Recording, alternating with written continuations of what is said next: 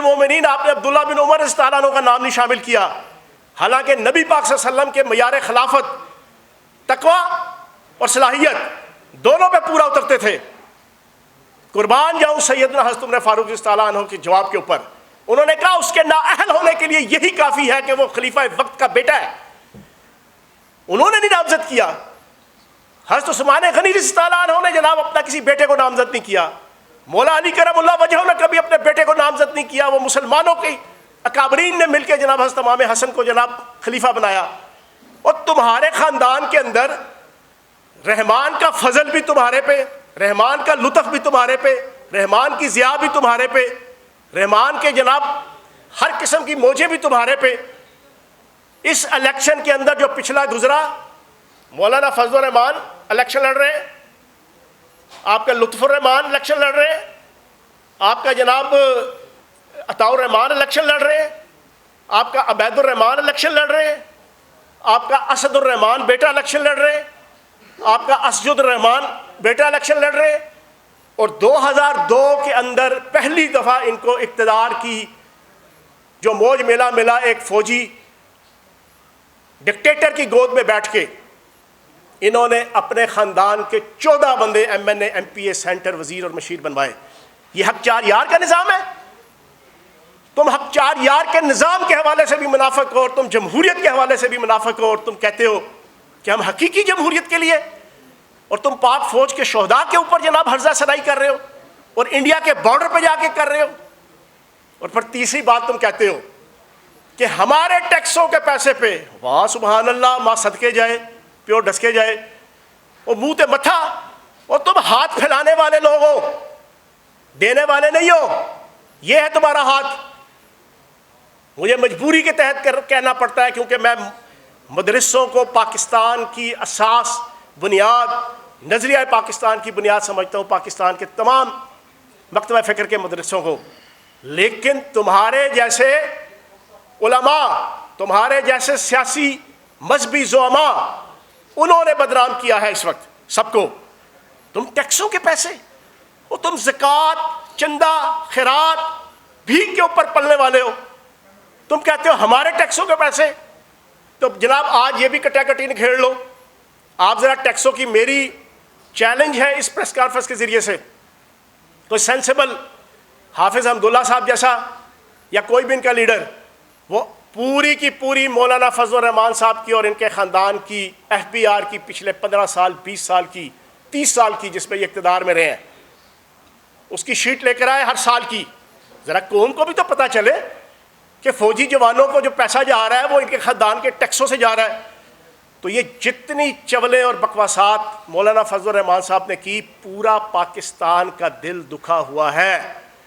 میں مولانا فضل الرحمان صاحب سے پوچھوں گا، آج میں بڑے ادب احترام سے ساری باتیں کر رہا ہوں، میری مولانا فضل الرحمان صاحب سے گزارش ہے، پہلے تو مجھے یہ بتائیں کہ آپ آر ایس ایس کے لیڈروں سے کب ملے تھے؟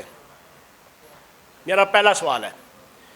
میرا دوسرا سوال ہے کہ مجھے یہ بتائیں کہ آپ اجیت دیول سے کب ملے تھے؟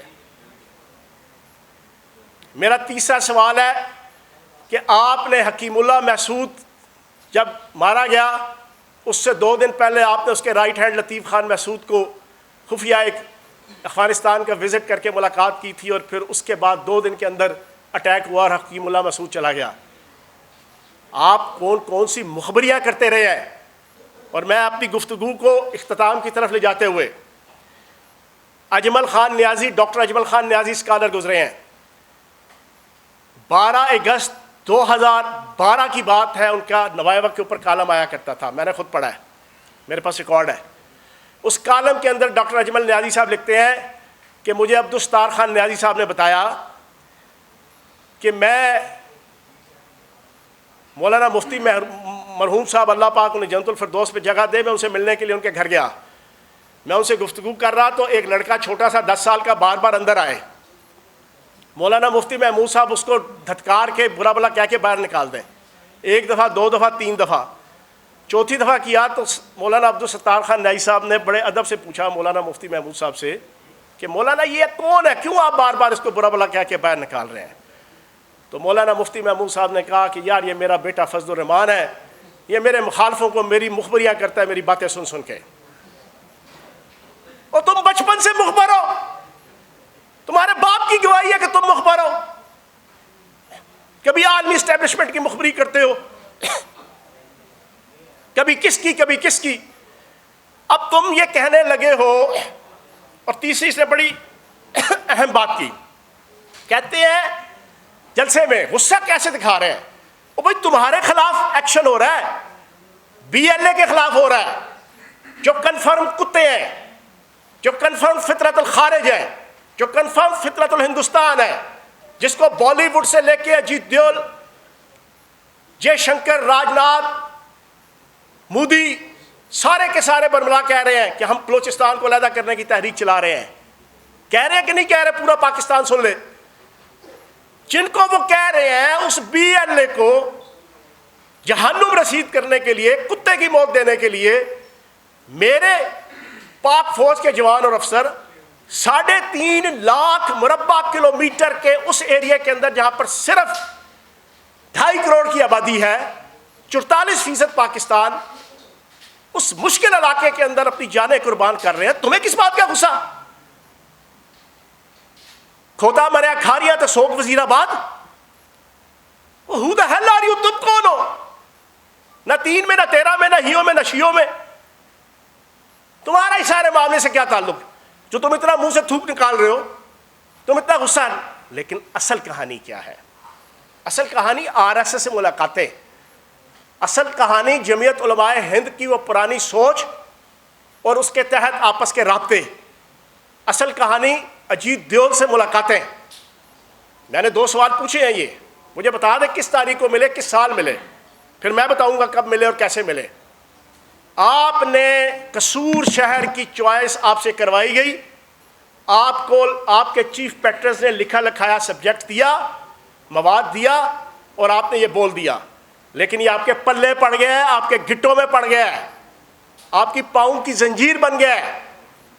پہلے بھی کوئی پاکستانی مدرسوں کے بچوں کے علاوہ شاید آپ کی کوئی سیاسی یا معاشرتی عزت نہیں کیا کرتا تھا, لیکن اب تو اکا سے پورا پاکستان آپ سے متنفر ہوا ہے.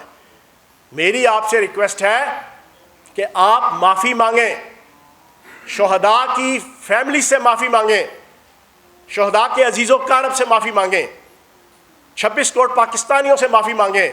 اور تم نے تانا دیا نا پاک فوج کو, تو سن لو, دنیا کے اندر ہر فوج کے اندر ایبسنٹ وداؤٹ لیو, جس کو بھگوڑا کہتے ہیں, ہر فوج کے اندر ہوتے ہیں. آج ذرا فیکٹس اینڈ فگر سن لو. مولانا فضل الرحمان صاحب, باندر کا جانے ادرک کا سواد, آپ کو کیا پتا ہے یہ ساری چیزوں کا؟ آپ اپنے مدرسے بنائیں, کروڑوں اربوں روپے کے لوگوں سے فنڈ لیں. ڈیرہ اسماعیل خان میں آج تک پچھلے 30 سال سے آپ کا مدرسہ کمپلیٹ نہیں ہو رہا. کمپلیٹ ہوگا تو فنڈ آنا بند ہو جائیں گے. اسی کے نام پہ آپ لاکھوں کروڑوں اربوں روپے کے فنڈ دیتے ہیں. جناب والا, دنیا کی ہر فوج, امریکہ کے اندر سالانہ عراق افغانستان وار میں 4 سے 5 ہزار فوجی بھگوڑا ہوتا تھا. برطانیہ میں سالانہ 2000 فوجی بھگوڑا ہوتا ہے. انڈیا میں 12 لاکھ فوجی بھگوڑا ہوا ہے. اللہ پاک کے فضل و کرم سے, نبی پاک کے صدقے, آپ کو پاک فوج کے اندر اور پاکستان آرمی کے اندر اور پاک افواج کے اندر شاذ و نادر کوئی ملے گا کہ جو بھگوڑا ہو, کیونکہ یہ جرأت مند اور دلیر لوگوں کا جناب ادارہ ہے. یہ میری مڈل کلاس کا ادارہ ہے. میری اس سے محبت اگر ہے تو اس کی وجہ سے کہ وہاں پر کسی جاگیردار کا بیٹا, کسی وڈیرے کا بیٹا, کسی سرمایہ دار کا بیٹا, کسی صنعت کار کا بیٹا وہ نہیں جاتا. ادھر پور class, lower middle class, middle class, upper middle class, یا کوئی اپنی محنت سے بنی ہوئی رچ کلاس, اس کے بچے جاتے ہیں ایک شوق کے ساتھ, ایک ولولے کے ساتھ. پتہ ہے 30 سال سے پاکستان دہشت گردی بھگت رہا ہے, نئی بات نہیں ہے. اور یہ اسرائیل اور انڈیا کان کھول کے سن لیں, تم سمجھتے ہو کہ تم بلوچستان کو یا پاکستان کی کسی ٹیریٹری کو کوئی ڈیمیج کر لو گے, تو خدا کی قسم فیلڈ مارشل عاصم منیر کے اسی سٹائل پہ جو کنونشن سینٹر کے اندر کھڑے ہو کے اس نے اس طرح مکہ کر کے کہا تھا نا, تمہاری 7 نسلیں بھی پاکستان کا بال بیکا نہیں کر سکتی. رب کعبہ کی قسم, تمہاری 107 نسلیں بھی پاکستان کا ایک انچ کو بھی ڈیمیج نہیں کر سکتی۔ وہ دن گئے جو مشرقی پاکستان جو یہاں سے 5000 میل دور اور چاروں طرف سے انڈیا کے اندر گھرا ہوا، اور اس کے اندر اگر وہ واقعہ ہو گیا نا، صفحہ پھاڑ دو یہ کہ تم کوئی پاکستان کو ڈیمیج کر لو گے۔ اور جب تک میری پاک فوج ہے، میرے بچے میرے جوان سرحدوں پہ موجود ہیں، کوئی فرقہ پرست مولوی، کوئی لسانیت پرست لیڈر، کوئی فطرت الہندوستان، کوئی فطرت الخارج، کوئی کتا بلا وہ پاکستان کا بال بھی کا نہیں کر سکتا۔ تو میری مولانا فضل الرحمان صاحب سے آخری گزارش ہے، میں پاکستانی ہوں اور ایک فوجی کا باپ ہوں، تو میری گزارش ہے کہ اگر اتنا ہی آپ کو زوم ہے نا، تو مولانا اسد الرحمان اور مولانا اسجد الرحمان کو 1 کروڑ روپیہ خدا کی قسم میں دیتا ہوں۔ مجھے پراپرٹی بیچنی پڑی اپنی، میں بیچ کے دیتا ہوں۔ ان کو 2 مہینے کے لیے وزیرستان کے بارڈر پہ، کشمیر کے بارڈر پہ یا سیاچن کے بارڈر پہ آپ بھیج دو، خدا کی قسم میں مان جاؤں گا۔ تمہیں پتہ نہ لگا کتنی 20 کا 100 ہے، تو پھر تم مجھے کہنا۔ تمہیں تو ایک وقت کی روٹی نہ ملے تو تمہاری جناب اگلے پچھلے پیٹ ہلنا شروع ہو جاتے ہیں۔ تم کیا جانو قربانی کیا ہے؟ تو اس وجہ سے پورے پاکستانی عوام کا دل دکھ ہے، میرا بھی دکھ ہے، میں نے اپنا حق ادا کیا ہے۔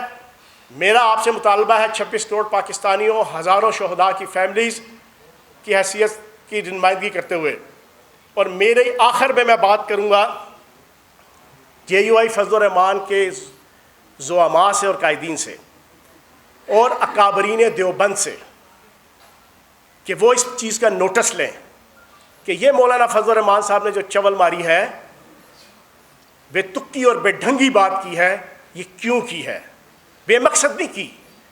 آپ کہتے ہیں فارم 47 ہمارے خلاف دھاندلی ہوئی، اور جس نے آپ کے خلاف دھاندلی کی PTI، ساری دنیا کو پتہ ہے یار، تم پچھلے 2.5 سال سے جناب اس کی گود میں بیٹھے ہوئے، وہ آپ کی گود میں بیٹھے ہوئے ہے کہ نہیں ہے؟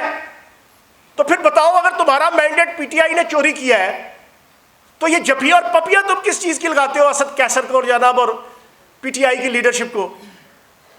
اور 26ویں 27ویں ترمیم میں تم نے اپنے گھر میں میلہ سجایا ہوا